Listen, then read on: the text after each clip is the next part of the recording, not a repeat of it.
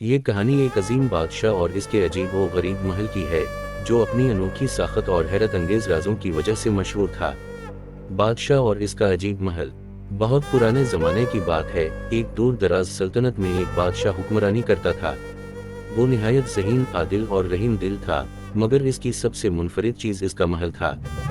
یہ کوئی عام محل نہیں تھا بلکہ ایک حیرت انگیز، طلسماتی اور پراسرار عمارت تھی جسے دیکھنے والے دل بہل جاتے۔ یہ محل سونے، چاندی اور قیمتی جواہرات سے بنا تھا۔ اس کی دیواریں ایسے چمکتی تھیں جیسے چاندنی میں نہا رہی تھیں۔ محل کے دروازے انسانی قد سے کئی گنا بڑے تھے اور ان پر ایسے نقوش کندہ تھے جو دیکھ کر لگتا تھا کہ وہ کسی پوشیدہ راز کی داستان سنا رہے تھے۔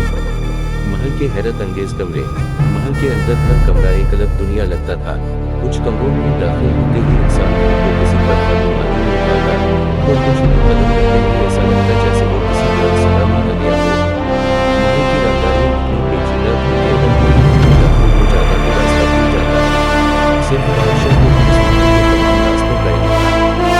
ایک کمرہ ایسا تھا جس کی دیواریں آئینے کی طرح چمکتی تھیں۔ جو بھی اس میں داخل ہوتا وہ خود کو بے شمار عکسوں میں گھرا ہوا محسوس کرتا، جیسے ہزاروں لوگ اسے گھور رہے ہوں۔ ایک اور کمرہ ایسا تھا جہاں داخل ہوتے ہی سب کچھ الٹا دکھائی دینے لگتا۔ زمین آسمان لگتی اور آسمان زمین نظر آتا۔ محل کا سب سے بڑا راز، بادشاہ کے بارے میں کہا جاتا تھا کہ وہ اکیلا رہنا پسند کرتا تھا، مگر اس کے محل میں کچھ پراسرار آوازیں آتی رہتی تھیں۔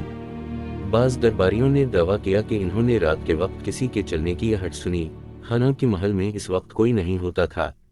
کچھ لوگ کہتے تھے کہ محل میں کوئی نظر نہ آنے والی مخلوق بستی ہے جو بادشاہ کے ساتھ رہتی ہے۔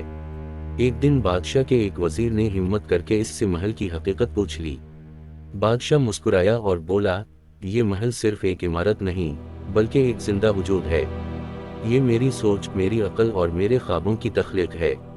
جو یہاں آتا ہے اسے اپنی حقیقت کا سامنا کرنا پڑتا ہے۔ بادشاہ کا پراسرار انجام، یہ محل جتنا حیرت انگیز تھا اس کا انجام بھی اتنا ہی عجیب تھا۔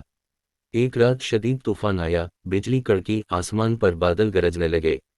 درباری محل کے باہر جمع ہو گئے، مگر جیسے ہی طوفان رکا سب نے دیکھا کہ محل غائب ہو چکا تھا۔ نہ کوئی اینٹ، نہ دروازہ، نہ ہی بادشاہ، سب کچھ ایسے غائب ہو گیا جیسے کبھی تھا ہی نہیں۔